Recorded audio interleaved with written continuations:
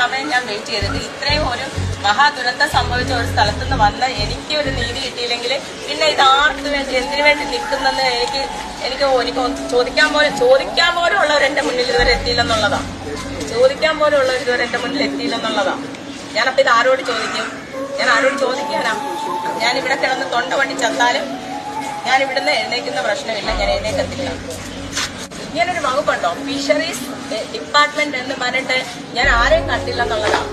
ദിവസം 7 ദിവസമായി. ഞങ്ങൾ വിഹിതം അടയ്ക്കുന്നവരാ. ഞങ്ങളുടെ സമ്പാദ്യം ഗവൺമെന്റിലേക്ക് ഞങ്ങൾ അടയ്ക്കുന്നവരാ.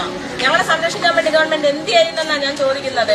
മത്സ്യത്തൊഴിലാളികളെ സംരക്ഷിക്കാൻ വേണ്ടിയിട്ട് മത്സ്യത്തൊഴിലാളികൾ കഷ്ടപ്പെടുന്നത് വിഹിതം പറ്റുന്ന ഗവൺമെന്റാ. എന്നിട്ട് ഞങ്ങൾക്ക് വേണ്ടി ഒന്ന് അന്വേഷിക്കാൻ അല്ലെങ്കിൽ ഒരു മനുഷ്യനെ കണ്ടിട്ടില്ലെന്നുള്ളതാ.